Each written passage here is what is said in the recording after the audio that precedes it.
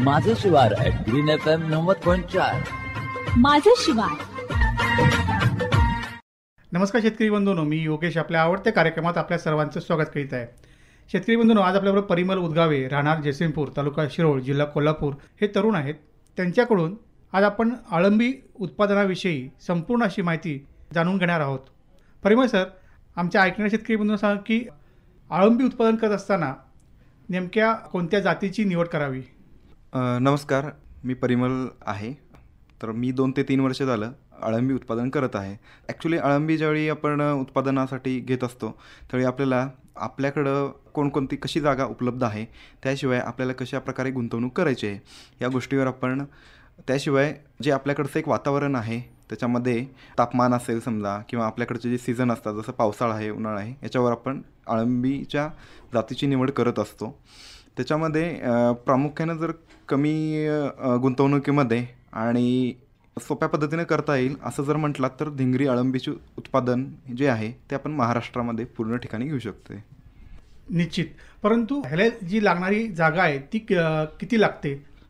जे काही अळंबी उत्पादन आहे त्याच्यामध्ये जवळपास जे काही जाती आहेत ते तुम्ही कमीत कमी 10 बाय 10 या जागेपासून, म्हणजे जी एक ग्रोईंग रूम म्हणता येईल किंवा जी उत्पादन खोली असं म्हणता येईल, तर त्याची जी जागा असावी ती कमीत कमी 10 बाय 10 इतकी असावी. आणि त्याच्याशिवाय एक थोडासा 10 बाय 10चं एक वर्किंग स्पेस तुम्हाला तिथं लागेल फुटांचं. तर इतक्या जागेमध्ये तुम्हाला अळंबीचं उत्पादन स्टार्ट करता येईल. नक्कीच सर. परंतु धिंगरी अळंबीचं उत्पादन घेत असताना त्याला जे लागणारं कच्चा माल आहे तो कशा प्रकारचा लागतो? अळंबी उत्पादनासाठी प्रामुख्याने काही गोष्टींची गरज असते. त्याच्यामध्ये पहिली गोष्ट तर आहे की लागणारं माध्यम म्हणजे थोडक्यामध्ये काय असतं की जे आपण बॅग्समध्ये एक सबस्ट्रेट ज्याला इंग्लिशमध्ये म्हणतो किंवा माध्यम मराठीमध्ये अशा प्रकारे म्हणता येईल, त्याच्यामध्ये तुम्हाला पालापाचोळा असतो. त्याच्याशिवाय जे काही मळणी केल्यानंतर, म्हणजे एखाद्या पिकाची मळणी केल्यानंतर राहिलेला जो थोडक्यामध्ये भुस्सा असतो, अशा प्रकारचं तुम्हाला मटेरियल एक माध्यम म्हणून किंवा सबस्ट्रेट म्हणून यूज करता येतो. त्याच्यामध्ये प्रामुख्यानं सोयाबीन आहे, तांदूळ आहे, गहू आहे, तूर, मूग आहे, उडीद आहे, त्याच्यानंतर हरभरा आहे. त्याच्याशिवाय जर लास्टला म्हटलात तर ऊसाचे पाचट आलं, त्याच्यानंतर लाकडाचा भुस्सा. अशा प्रकारे तुम्हाला एक माध्यमांची निवड करता येईल. तुमच्याकडं जे अवेलेबल असेल किंवा उपलब्ध होईल सोप्या पद्धतीनं ते आपण याच्यामधून निवडावं लागेल. त्याच्यानंतर जर दुसरा प्रकार म्हटला की अजून जे प्रामुख्याने लागणाऱ्या गोष्टी आहेत त्याच्यामध्ये बियाणेसुद्धा आलेत, बियाणे येतात. त्याच्यानंतर प्लास्टिकच्या पिशव्या येतात, ज्याला म्हणजे एक अंदाजे आपण प्लास्टिकच्या पिशव्या वापरत असतो ज्या नॉर्मल आपल्या मार्केटमध्ये मिळत असतात. त्याच्यानंतर लागणारा मुद्दा म्हणजे काय, केमिकल असतात. त्याच्यामध्ये 2 केमिकल असतात, फॉर्मॅलिन आणि बॅविस्टिन, आणि रबर बँड्स वगैरे अशा प्रकारच्या एक साहित्य, म्हणजे थोडक्यामध्ये एक ज्याला लागणारा कच्चा माल म्हणता येईल. तर अशा प्रकारे तुम्हाला याच्यामध्ये लागू शकेल. नक्कीच सर. तुम्ही पिशव्यांचा उल्लेख केला, तर पिशव्या किती बाय कितीच्या असाव्यात? नॉर्मली आम्ही अळंबी उत्पादनासाठी ज्या पिशव्या वापरतो त्या कमीत कमी 16x20 या साईजच्या, आणि जास्तीत जास्त 16x22 किंवा 24पर्यंत या साईजचा तुम्हाला वापरता येतील. नक्की परिमल सर. परंतु जेव्हा आपण अळंबीचं उत्पादन घेत असताना ती पिशवी जी आहे ती कशा प्रकारे भरून घ्यावी? आता जी अळंबीची पिशवी आहे, म्हणजे थोडक्यामध्ये एक पिशवी बनवण्याची पद्धत आपल्याला म्हणता येईल. तर ह्यामध्ये आपल्याला काय करावं लागेल ॲक्च्युली, की ज्यावेळी आपण म्हणजे थोडक्यामध्ये जो काही भुस्सा आणला असेल शेतामधून गोळा करून, तर तो आपल्याला केमिकल प्रोसेसमध्ये टाकावा लागेल. म्हणजे थोडक्यामध्ये आपल्याला काय करावं लागतं की एक बॅरल घ्यावा लागेल 200 लिटरचा. त्याच्यामध्ये फॉर्मॅलिन आणि बॅविस्टिन ह्या 2 प्रकारच्या केमिकलची गरज असते. त्याच्यामध्ये फॉर्मॅलिन जे असतं ते लिक्विड असतं, ते नॉर्मली मेडिकल शॉपमध्ये वगैरे आपल्याला उपलब्ध होतं. तसेच जे बॅविस्टिन आहे, बॅविस्टिन म्हणजे एक फंगीसाईड आहे किंवा बुरशीनाशक जे काही आपल्याकडं उत्पादनं मिळतात ॲग्रोकेमिकल्सच्या दुकानामध्ये, अशा प्रकारचं एक बुरशीनाशक तुम्हाला वापरता येईल. त्याच्यामध्ये आपण असं करतो आहे की 200 लिटर पाण्यामध्ये जवळपास 250 ml फॉर्मॅलिन आणि 15 ग्रॅम बॅविस्टिन पावडर अशा प्रकारे आपण मिक्स करत असतो. आणि त्याच्यामध्ये जो काही आणलेला भुस्सा आहे तो आपण जाळीच्या पोत्यामध्ये, जसं कांद्याला वगैरे पॅक करण्यासाठी पोते वापरले जातात, तर त्या प्रकारच्या पोत्यांमध्ये भुस्सा भरून आपण तो भुस्सा जो असतो तो 12 ते 16 तास त्या पाण्याच्या द्रावणामध्ये आपण मिक्स करून ठेवत असतो, बुडवून ठेवत असतो. त्याच्यानंतर आपण त्याला बाजूला काढून ठेवत असतो. अंदाजे 4 ते 6 तास आपल्याला तसं बाजूला काढून ठेवावं लागतं, जेणेकरून त्यातलं जे काही एक्स्ट्रा पाणी असेल किंवा जे जास्त पाणी असेल ते निघून जाईल. अशा प्रकारे. त्याच्यानंतर आपण ते जवळपास 2 तास आपण पसरवून टाकत असतो. त्याच्यासाठी तुम्हाला प्लास्टिक पेपर यूज करता येईल किंवा प्लास्टिक फिल्म जे आपण ब्लॅक शीट वगैरे असते जी मार्केटमध्ये मिळते तशा प्रकारचं म्हणा, किंवा मराठीमध्ये जर म्हटलात तर ताडपत्री. तर याच्यामध्ये तुम्हाला त्याच्यावर पसरून टाकावं लागेल. जवळपास 1 ते 2 तास तुम्हाला त्याच्यावर पसरून टाकावं लागतं. त्याच्यानंतर ज्या काही पिशव्या असतात आपल्या प्लास्टिकच्या, अंदाजे जसं प्रकारे मी साईज सांगितली तर त्याप्रमाणे आपण पिशव्या घेत असतो. त्या पिशव्यामध्ये आपण एक थर भुश्याचा आणि एक थर बियांचा या प्रकारे आपण जवळपास 5 थर तयार करत असतो बॅगमध्ये. आणि त्याच्यानंतर त्याला रबर किंवा दोऱ्याने तुम्ही पॅक करू शकता, बांधू शकता. त्याला बांधून जे आहे आपल्याला बॅग्सला होल करावा लागेल. म्हणजे आपण नॉर्मली पेनाच्या आकाराचं वगैरे म्हणता येईल किंवा पेन्सिलच्या आकाराचा, अशा प्रकारे आपल्याला अंदाजे 20 ते 30 असे बॅगवर होल करावे लागतात. तर जवळपास पिशव्या बनवण्याची जी पद्धत आहे ती जवळपास इथंपर्यंत येते. नक्कीच सर. अशा प्रकारे बॅग भरल्यानंतर त्याची ठेवण्याच्या पद्धती आहेत त्यासुद्धा वेगवेगळ्या आहेत. जे आपण रॅकवर ठेवू शकतो किंवा शिंकाळा पद्धतीने आपण ते बांधू शकतो. तर यातली पद्धत कोणती योग्य आहे? जेव्हा आपण अळंबी उत्पादन घेतो त्यावेळी आपल्याकडे 2-3 ऑप्शन असू शकतात. त्याच्यामध्ये एक तर दोऱ्यांचं जे असतं, म्हणजे जे पारंपरिक पद्धतीने शिंकाळी पद्धती आपल्याकडे करत असतात, तर तशा प्रकारची एक पद्धत तुम्हाला वापरता येईल, ज्याच्यामध्ये आपल्या बॅग्स जे असतात ते जवळपास 5 ते 6 एका शिंकाळ्याला आपल्याला 5 ते 6 बॅग ठेवता येतील.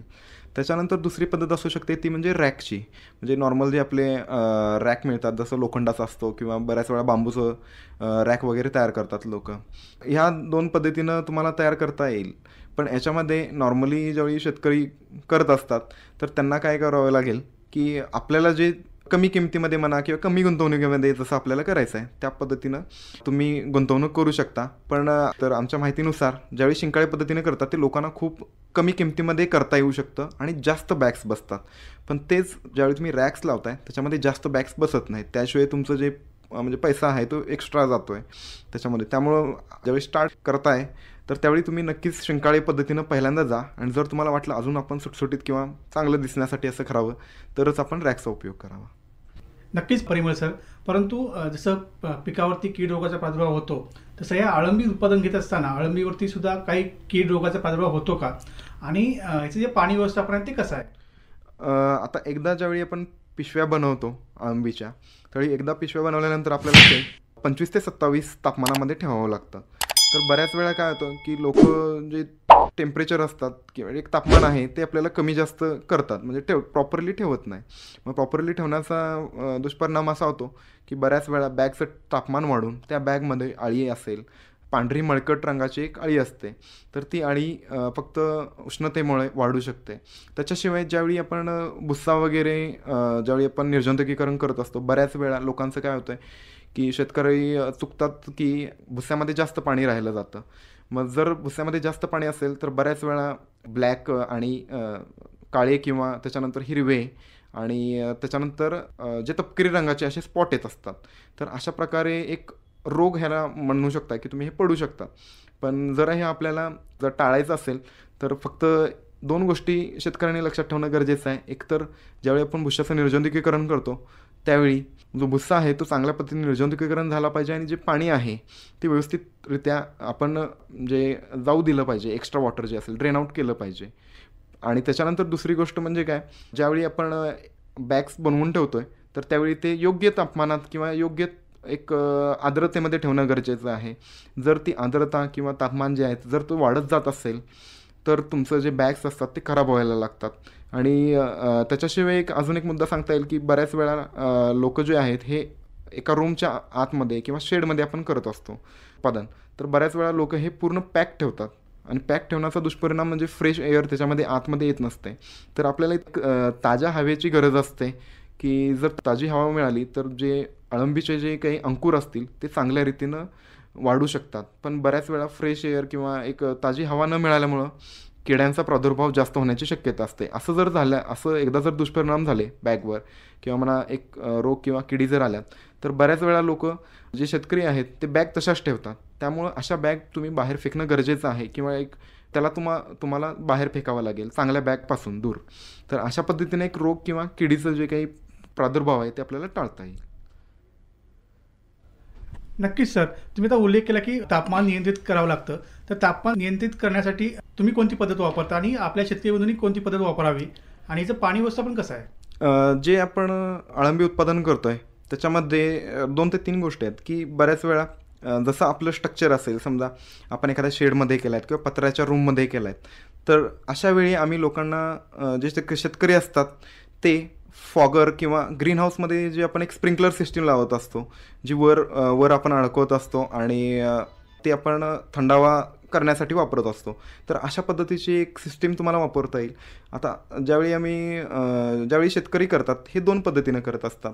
बऱ्याच वेळा शेतकऱ्यांची जी जागा असते ती 10x10 किंवा 15x15 इथंपर्यंत जोपर्यंत मर्यादित आहे तोपर्यंत ते औषधाचा जो पंप असतो आपला, एक पारंपरिक पद्धतीने आपण वापरत असतो औषध मारण्यासाठी वापरलेला पंप, तर तशा पद्धतीनं आपण पाणी मारून सुद्धा एक आर्द्रता आणि तापमान जे आहे ते नियंत्रित करू शकतो.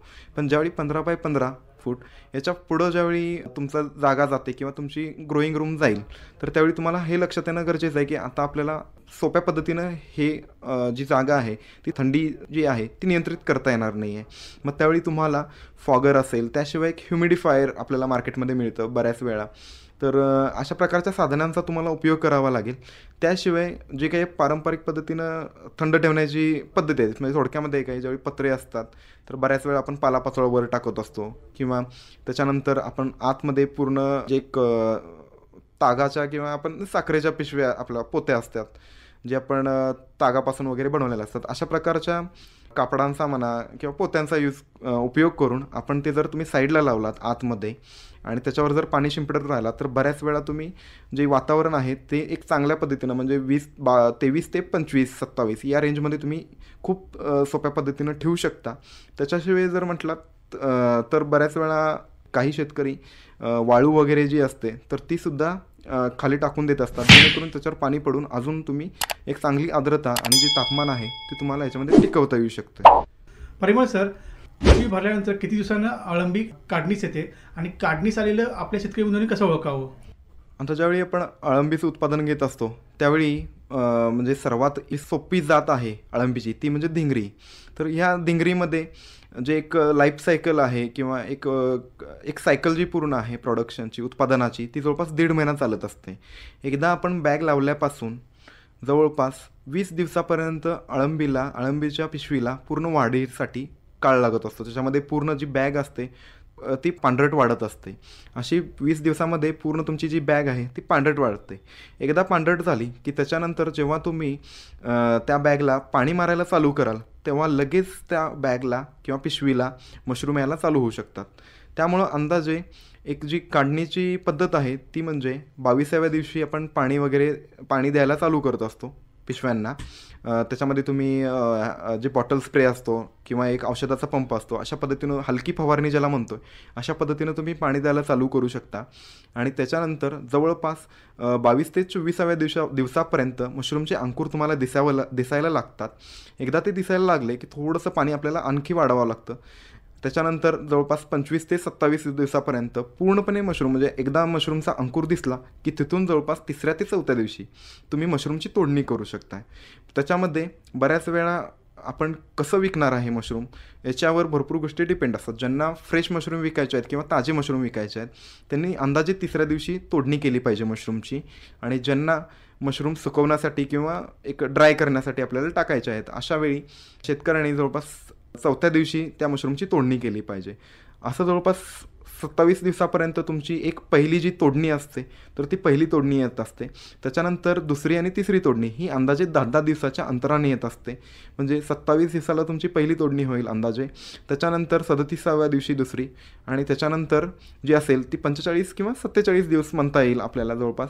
तर 47 दिवसाला तुमची तिसरी तोडणी येत असते. आणि त्याच्यानंतर जी बॅग असते किंवा पिशवी असते तर त्याची उत्पादन क्षमता घटते आणि तिथून तुमचं उत्पादन बंद होतं. त्यामुळे तुम्हाला परत जी बॅच आहे किंवा पुढचं जे उत्पादन घेण्यासाठी आहे तर तिथून परत नवीन पिशव्या लावाव्या लागते. सहजपणे जो पिशवीचा आकार तुम्ही सांगितला त्या पिशवीच्या आकारातून म्हणजे साईजमधून किती अळंबीचं उत्पादन मिळू शकतं किंवा किती किलो बियाण्यापासून किती किलो अळंबी मिळू शकते? अळंबी उत्पादनामध्ये एक मुद्दा असा आहे की बऱ्याच वेळा लोक जे शेतकरी असतात ते बॅग किंवा पिशवी यांची साईज जी आहे ती चेंज करतात. म्हणजे बऱ्याच वेळा आम्ही सल्ले देत असताना 16x22 ही पिशवी वापरा असं सांगत असतो, पण बऱ्याच वेळा ते तशी मिळाल्यामुळं किंवा मार्केटमध्ये किंवा घरात वगैरे असते तर त्यामुळं काहीतरी वेगळंच ते साईज वापरतात. पण आमचा सल्ला नेहमी राहील की 16x22ची तुम्ही पिशवी नक्कीच वापरावी, कारण की 16x22मध्ये जवळपास 3 किलो भुस्सा ह्याच्यामध्ये बसत असतो, ओला भुस्सा बसत असतो आणि त्याच्यामध्ये जवळपास जे उत्पादन आहे ते कमीत कमी तुम्हाला 1 किलो आणि जास्तीत जास्त जवळपास 2 किलो इतकं तुम्हाला फ्रेश मशरूमचं उत्पादन त्याच्यामध्ये मिळत असतं. पण बऱ्याच वेळा की पिशव्याची जी साईज असते ती चेंज केल्यामुळं बॅगला वाढायलासुद्धा वेळ लागतो आहे, म्हणजे बॅग पूर्ण एक 15-20 दिवस जे आहे पांढरट होण्यासाठी सुद्धा वेळ लागत असतो, एक मॅच्युअर होण्यासाठी. मग बऱ्याच वेळा हे शेतकऱ्यांच्या लक्षात येत नाही आहे, त्यामुळं 16x22ची पिशवी वापरावी. त्याच्यानंतर तुम्हाला 1 ते 2 किलो तुमचं फ्रेशचं उत्पादन मिळेल. त्याच पद्धतीनं जर तुम्ही ड्रायचं किंवा एक सुक्कं मशरूम जर म्हटलात तर 100 ते 200 ग्रॅम या पद्धतीनं तुम्हाला प्रत्येकी बॅग मिळू शकतं आहे. त्याच्याशिवाय जर म्हटलात तर 1 किलो बियाण्यांपासून तुम्ही जवळपास 10 बॅग बनवू शकता, जे त्याच्यामध्ये 3-3 किलो जो असेल तो ओला भुस्सा असेल.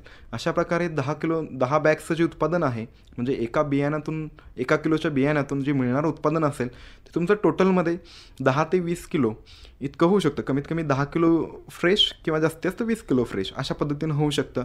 आणि तेच जर तुम्ही मशरूम सुके करण्यासाठी टाकलात किंवा ड्राय करण्यासाठी टाकलात तर जे मिळणारं उत्पादन आहे ते तुमचं कमीत कमी 1 किलो ते 2 किलो या रेंजमध्ये तुम्हाला मिळू शकतं. नक्कीच परिमल सर, परंतु अशा प्रकारे अळंबीचं उत्पादन आपल्या शेतकरी बंधूंनी घेतलं आणि करायला बाहेर पडला तर याची विक्री व्यवस्था कशी आहे? जे अळंबीचा उत्पादन झाल्यानंतर एक मोठा प्रश्न येतो तो म्हणजे अळंबीची विक्री कशी करावी. तर शेतकऱ्यांना 2 ऑप्शन याच्यामध्ये असू शकतात. एक तर फ्रेश उत्पादन जे आहे किंवा ताजे जे उत्पादन आहे ते तुम्हाला मार्केटमध्ये सेल करता येईल किंवा मग सुके उत्पादन तुम्हाला विकता येईल, या 2 पद्धतीनं. तर ज्यावेळी जो अळंबीचा एक उपयोग आहे हे लक्षात घेऊनच शेतकऱ्यांनी मार्केटमध्ये विक्रीसाठी जावं. म्हणजे आता एक उदाहरण सांगता येईल की ज्याच्यामध्ये अळंबी जी आहे, जी धिंगरी अळंबी आपण उल्लेख करतो याच्यामध्ये, तर ती तुम्हाला भाजीसाठी वापरता येते. भाजी म्हणजे थोडक्यामध्ये एक नॉर्मल आपलं जे भाजीपाला असतो या कॅटेगरीमध्ये अळंबीसुद्धा येत असते. त्यामुळं आपल्याला ज्यावेळी विक्री करायला जायचं आहे तर म्हणजे सोप्या पद्धतीनं लक्षात काय घ्यायचं आहे की जिथं जिथं भाजीपाला विकला जातो त्या ठिकाणी तुम्ही सुद्धा अळंबी विकू शकताय. त्याच्यानंतर एक दुसरी पद्धत म्हणता येईल की सुके करून विकणे. त्याच्यामध्ये तुम्ही 2 पद्धती करू शकता. एक तर सुक्या मशरूमचे जे पॅकेट्स असतात तर ते तुम्हाला 100-200 ग्रॅम असे करून सेल करता येतील. त्याशिवाय तसं एक पावडर किंवा एक तसं मिक्सरमध्ये किंवा म्हणा ग्राइंडिंग केल्यानंतर जे काही उरलेलं पावडर असेल तर ते पावडरसुद्धा तुम्ही बनवू शकताय. म्हणजे तुमच्याकडं 2 ते 3 प्रॉडक्ट जे असतात हे शेतकरी इझिली किंवा एक सोप्या पद्धतीनं विकू शकताय. ह्याच्यामध्ये भाजीपाल्यासाठी ज्यावेळी आपण विकत असतो त्यावेळी 100 ते 200 ग्रॅमचे पॅकेट्स बनवावेत. त्याच्यानंतर एक म्हणजे थोडक्यामध्ये अळंबीचा जो उपयोग आहे, जसं मी मगाशी पण बोललो की भाजीपाल्यासाठी, त्यासाठी तुम्ही हॉटेल असतील, केटरिंगचे काही लोक असतात, हॉटेलवाले, मेस आले त्याच्यामध्ये. त्याच्यानंतर काही रेस्टॉरंट्स असतील, 5 स्टार असतील किंवा 3 स्टार असतील, जिथं चांगल्या प्रकारचं एक लोक येत असतात म्हणा किंवा एक चांगल्या याच्यामध्ये आपल्याला विकता येईल. त्याच्यानंतर जर दुसरं म्हटलात तर जे काही व्हेजिटेबल सेलर असतात, जे म्हणजे ओपन मार्केटमध्ये विकणारे असतील समजा, किंवा जे एक सेंद्रिय पद्धतीमध्ये विकणारे जे काही असतील, तर अशा प्रकारच्या व्हेजिटेबल सेलर किंवा भाजीपाला विक्रेते यांना तुम्हाला भेट देऊन त्यांना विकता येईल. त्याच्याशिवाय जे काही डायरेक्ट कस्टमर असतात तुम्हाला भेटणारे, म्हणजे तुमच्या शेतीपाशी जे काही आसपासचे लोक असतील समजा, वस्तीमध्ये राहणारे असतील किंवा एका शहरामध्ये राहणार असतील, तिथं तुम्ही डायरेक्टली कस्टमरना सुद्धा हे विकू शकताय. फक्त इथं विकताना तुम्हाला एक काळजी घ्यायची आहे की याचं जे उत्पादन, याचं जे एक उपयोग आहे हा लोकांना सांगणे खूप गरजेचं आहे. याच्यामध्ये जर तुम्ही डायरेक्टली जर विकायला गेलात तर तसं लोकांना त्याची उपयुक्तता जी आहे तर ते सांगणं खूप गरजेचं आहे. त्याशिवाय जे काही डॉक्टर्स असतात, बऱ्याच वेळा लहान मुलांचे डॉक्टर्स असतील, त्याच्याशिवाय एक डायबिटीज किंवा न्यूट्रिशन ह्या कामामध्ये जे काम करणारे लोक असतील, तर तुम्हाला यांनासुद्धा भेटून एक सांगता येईल की अळंबीचा जो उपयोग आहे तो डायबिटीसच्या लोकांसाठी, स्पेशली व्हिटॅमिन बी किंवा व्हिटॅमिन डी ज्यांना कमी पडतं आहे, तर अशा लोकांना तुम्हाला हे विकता येऊ शकतं. त्याच्यानंतर जे एक पुढची स्टेप असू शकते ते म्हणजे तुमचं जे काही सुपर मॉल्स असतात, जसं काही फॉर एक्झाम्पल आता म्हणजे बरेच आता सुपर मॉल्स झालेले आहेत, ज्याच्यामध्ये वेगवेगळ्या भाजीपाले जे असतील किंवा एक ड्राय मशरूमचं जे मार्केट आहे ते तुम्हाला सुपर मॉल्समध्ये सुद्धा भेटू शकतं. तर फक्त तिथं आपल्याला जास्त उत्पादन जे आहे ते जास्त प्रमाणात द्यावं लागेल. तर तुम्ही एक अंदाजे उत्पादनाचं जे काही शेड्यूल आहे ते बनवून तुम्ही त्यांनासुद्धा विकू शकता. अशा प्रकारे तुम्हाला एक विक्री याच्यामध्ये करता येईल. परिमल सर, आमच्या ऐकण्या शेतकरी बंधूंना सांगा की ह्याचं जे अर्थशास्त्र आहे ते कसं आहे? आता अळंबी उत्पादनाचं एक आर्थिकशास्त्र म्हणा किंवा मिळणारा एक नफा जर आपण ह्याच्याबद्दल बोललो तर याच्यामध्ये दोन गोष्टी आहेत. कारण जसं आपला प्रॉडक्ट चेंज होतं आहे त्या पद्धतीनंच एक अर्थशास्त्र जे आहे किंवा तुम्हाला मिळणारा जो फायदा तो चेंज होतो आहे. ज्यावेळी तुम्ही ताजे किंवा एक फ्रेश मशरूम याचं ज्यावेळी उत्पादन घेत असता त्यावेळी कमीत कमी उत्पादन जे आहे तुम्हाला 25 ते 30 रुपये इतकं तुम्हाला त्याच्यामध्ये एक ज्याला आपण लागणारा खर्च आहे तो 25 ते 30 रुपये असतो. तर नॉर्मली हे जे फ्रेश मशरूम आहेत तुम्ही हे ओपन मार्केटमध्ये किंवा एक अंदाजे कमीत कमी किमतीमध्ये जर म्हटलात तर 100 त्याच्यानंतर 200 रुपये अंदाजे इतक्या म्हणजे किमतीने विकू शकता. हा जो दर आहे हा प्रत्येक किलोसाठी असेल. म्हणजे 100 रुपये किलो जे होलसेलमध्ये मागतायत किंवा जास्त प्रमाणात मागतायत अशा लोकांना तुम्ही देऊ शकता. त्याच्यानंतर जर म्हटलात की जे म्हणजे डायरेक्ट कस्टमर असतील तर तुम्ही 200 रुपयेपर्यंत विकू शकता. त्याच पद्धतीनं जे सुके मशरूम असतील किंवा ड्राय मशरूम असतील तर त्याच्यासाठी 1 किलो बनवण्यासाठी जो लागणारा खर्च आहे हा तुमचा आता 10 पट होतो आहे. म्हणजे 25 गुणिले 10 या पद्धतीनं तुमचा 250 रुपये खर्च जो आहे तो 1 किलो सुका मशरूम किंवा ड्राय मशरूम बनवण्यासाठी लागू शकतो आहे. पण तुम्ही हे जे आहे हे मार्केटमध्ये जवळपास 500 ते 700 रुपये इतक्या किमतीपर्यंत तुम्ही ह्याला विकू शकता. एक ॲव्हरेज किंवा एक साधारणपणे जर असा खर्च म्हटलात किंवा खर्चाने नफा असं जर म्हटलात तर अंदाजे कमीत कमी तिप्पट नफा तुम्हाला या मशरूम उत्पादनामधून मिळू शकतो. तर इतका तुम्हाला एक नफा ह्याच्यामध्ये मिळू शकतो. फक्त आपल्याला एक आपलं प्रमाणित जे एक शेड्यूल आहे समजा रोजचं प्रोडक्शनचं किंवा उत्पादनाचं ते तुम्हाला निर्धारित करून त्या पद्धतीनं एक मार्केटमध्ये जर तुम्ही कंटिन्युअसली सेल केलात तर दिवसाला जरी म्हटलात म्हणजे समजा एक दिवसाला 10 किलो जरी मशरूम विकलात दिवसाला तरी कमीत कमी जे एक मिळणारा जो नफा आहे तुमचा तो म्हणजे 3,000पर्यंत वगैरे जाऊ शकतो आहे कमीत कमी. त्याच्यानंतर एक ड्राय मशरूमचं असेल तुम्ही एक अंदाजे एक 100 किलोचं वगैरे टार्गेट ठेवून केलात की त्याच्यामध्ये कमीत कमी जर महिन्याकाठी जर म्हटलात जेवढं उत्पादन असेल त्या पद्धतीने तुम्हाला ह्याच्यामध्ये नफा होत जाईल. अशा पद्धतीने ह्याचं एक अर्थशास्त्र असू शकतं. त्याच्यानंतर जे एक दुसरं आहे ते म्हणजे पावडर आहे ह्याच्यामध्ये की सुक्या मशरूम जे असतील तर त्याचं आपण पावडर बनवू शकतो. आता सुक्या मशरूमचं पावडर बनवणं खूप सोपं असतं. सिम्पली तुम्ही मिक्सरमध्ये करून त्याचं पावडर बनवू शकता. तर इथं काय होईल की जे काही बिस्किट बनवणाऱ्या कंपन्या असतील किंवा आसपासच्या ज्या बेकरी असतील ते तुम्हाला तिथं उत्पादन विकता येईल. आणि मशरूम पावडरची जी किंमत आहे मार्केटमध्ये ती कमीत कमी 800 ते 1400 रुपये किलो इतकी असू शकते. त्यामुळं तुम्ही हा सुद्धा एक प्रकार करून म्हणजे मशरूम पावडरसुद्धा बनवून ह्याला मार्केटमध्ये आणू शकताय. नक्कीच सर. शेतकरी बंधूंनो, आज आपल्याबरोबर परिमल उदगावे, राहणार जयसिंगपूर, तालुका शिरोळ, जिल्हा कोल्हापूर हे अळंबी उत्पादक तज्ज्ञ होते. त्यांच्याकडून आज आपण धिंगरी अळंबी उत्पादनाविषयी संपूर्ण अशी माहिती जाणून घेतली. जर तुम्हाला त्यांच्याशी कॉन्टॅक्ट करायचा असेल त्यांचा मोबाईल नंबर आहे 9923 80 69 33. शेतकरी बंधूंनो, असाच आपला आवडता कार्यक्रम ऐकत राहा. तोपर्यंत योगेशचा राम राम. माझं शिवार ग्रीन FM 90.4. माझं शिवार. नमस्कार शेतकरी बंधूंनो, मी योगेश आपल्या आवडत्या कार्यक्रमात आपल्या सर्वांचं स्वागत करीत आहे.